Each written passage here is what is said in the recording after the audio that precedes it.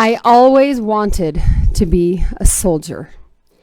These are the words with which he begins his personal military memoirs. I always wanted to be a soldier. He continues, I loved history and I loved to read. I spent untold hours as a child reading about great military heroes from the past, and I used my strong imagination to see myself campaigning by their sides. I read and looked up to men like George Washington, Douglas MacArthur, and Alexander Hamilton. I also loved the great military heroes from the scriptures and from fictional stories. I was inspired by the nobility that they showed. I grew up with my greatest heroes coming from the warrior ranks. I was inspired by their honor, their bravery, their courage. I wanted to be like them. I wanted to fight for my country, and I wanted to fight for what was right. I wanted to show courage where other men would show fear. I wanted to be a leader of men and to earn their respect and their trust. I wanted to be a soldier.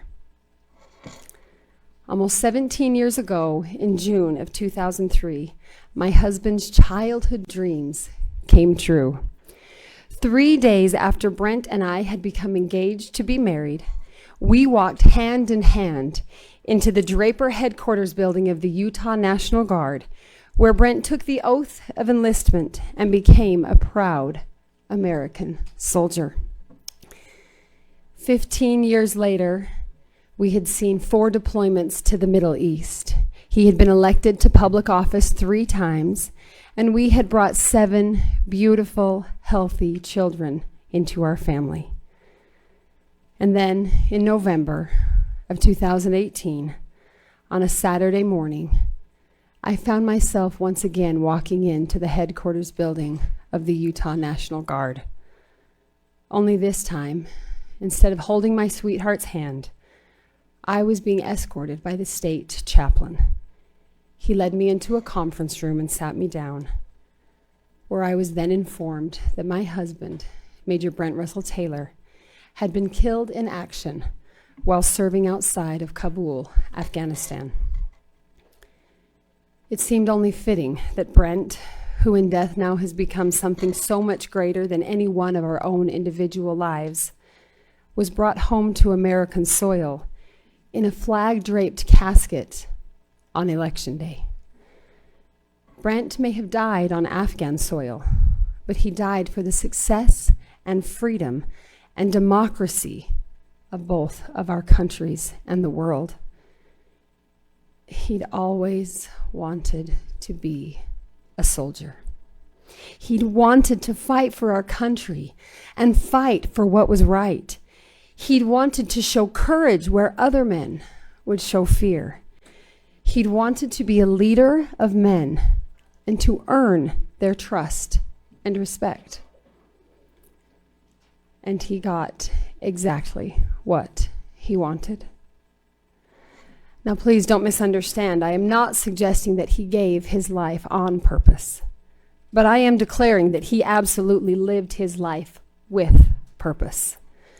From the days of his earliest child at the knee of his mother and the hand of his beloved father, my husband learned that the purpose of his life reached far beyond the boundaries of his own personal life.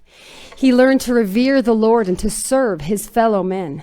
He learned to pledge allegiance not only to the flag of these beautiful United States of America, but to the republic for which it stands, and to the principles upon which that republic had been so divinely founded. He learned to cherish above all the gifts of life, liberty, and the pursuit of happiness, those God-given divine gifts, while seeking liberty and justice for all. He learned from that young age to live a life dedicated to God, family, and country.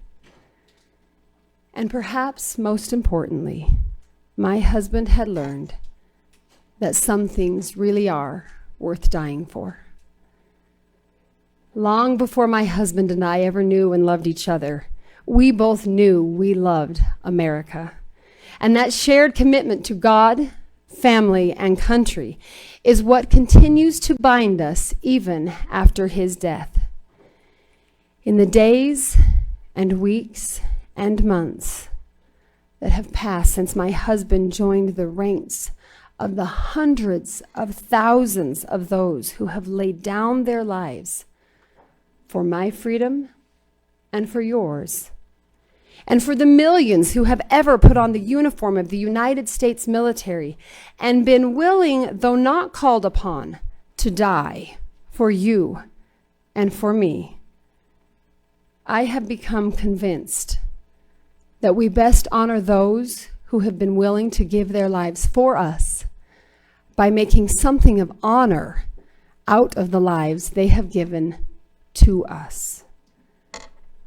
And that is exactly what America needs us to do.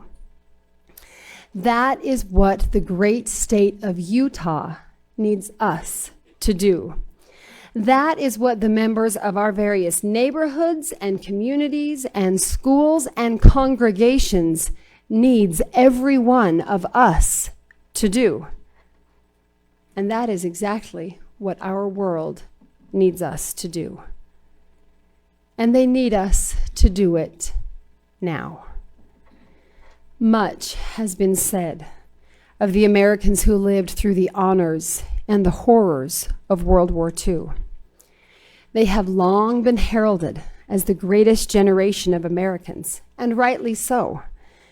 At that time, nearly every single living American was connected to and affected by that great Second World War, which means that nearly every living American at that time helped pay the price of freedom. Everyone helped pay that price. Either they went to the war themselves, or sent a son or a sweetheart into harm's way, or replaced their blue star banner in the window with a gold star instead. People had to ration what types of groceries they could buy, the food they could eat, and even the clothing they could wear in order to support the war effort. World War II affected the types of jobs that were available, the age and gender of the employees who could fill those jobs, and every other aspect of the American daily life. Truly, those Americans are our greatest generation of Americans because they collectively and individually paid the greatest price for what makes America, America. But are we in our generation, and particularly in the rising generation, using the greatness of the greatest generation as an excuse for the weaknesses of our own generation? Let me say that again. Are we in our generation and in the rising generation using the greatness of the greatest generation as an excuse for the weaknesses of our own generation? In our day, the price of freedom is not so evenly distributed as it was during World War II. Very few of us today are currently called upon to serve our country by wearing a military uniform. In fact, less than 1% of today's population is currently serving in one of the branches of the U.S. military, which means that for every one man or one woman in uniform, there are more than 99 of us civilians enjoying the benefits of the battles they face in our behalf. Every man and every woman in every branch of our great military, through every conflict and every generation of time, takes a great risk every day when they put on that uniform. They take the risk of dying for you and for me. Gratefully, most of them are not called upon to die, but every one of them has taken an oath to willingly and selflessly take a bullet for you and for me, should the need ever arise. So what is it that motivates these brave men and women to take such a risk? What is it that compels them to honor that uniform with such pride and dignity? Let's return to the words of my husband's military memoirs. He says, "I remember the first time I put on my first uniform, with its American flag sewn on the shoulder and with the name tapes U.S. Army above the left breast pocket and Taylor above the right. It was a tremendous experience, and I had underestimated how emotional this would be. Tears of pride streamed out of my eyes as I looked at myself in the hall mirror in my college apartment. It was, as General Douglas MacArthur said, the fulfillment of all my boyish hopes and dreams. I was so proud to be an American soldier, to wear the uniform of my forefathers who went before me and who fought to defend our country." Close quote. The price of freedom feels incredibly high to those of us who have lost our individual soldier, sailor, airman, or Marine. But the value of freedom and the cause for which they have laid down their lives is truly immeasurable. So what of us, the 99? In what ways can we show the measure of our greatest devotion to our God, our families, and our country, and to those who have gone so boldly and so bravely before us? It isn't necessary for every one of us to put on a military uniform in order to fully honor those who do and everything for which those uniforms stand. I repeat what I said a few moments ago. We best honor those who have been willing to give their lives for us by making something of honor out of the lives they have given to us. We make something of honor out of our lives by remembering to live on purpose and with a purpose. We make something of honor out of our lives when we seek to uplift and inspire those around us. We make something of honor out of our lives when we strengthen our homes and our families and our communities. We make something of honor out of our lives when we put the needs and concerns of our fellow beings ahead of our own. We make something of honor out of our lives when we realize that by genuinely striving to be useful, we eliminate the need to worry about being personally successful. Because in truly making ourselves useful to God, family, and country, we quickly discover that the greatest and most lasting true success will have found us. Each man and each woman within the sound of my voice has within his or herself the capacity and the responsibility to rise up and help raise up America's next greatest generation. We cannot afford to let the greatness of America die with the last living members of that World War II greatest generation. There aren't many of them left with us, and those who do remain will not be with us much longer.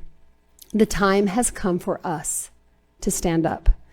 And when we stand up, we must remember that we now stand on the shoulders of those proverbial giants as we dedicate ourselves to the sacred work of leading our homes, our families, our communities, and our country into this new year, this new decade, and this new era of American history. It now falls on us to stand up, to rise up, and to raise up the next greatest generation of Americans that this country and the world will ever know. It now falls on each of us to look all around ourselves and then to look deep within ourselves to find out what it is that each of us has always been destined to do and in what manner we can get to work in getting that important work done. My husband always wanted to be an American soldier. He was inspired by their honor, their bravery, and their courage. He wanted to be like them. He wanted to fight for his country and fight for what is right. He wanted to show courage when other men would show fear. He wanted to be a leader of men and to earn their trust and respect.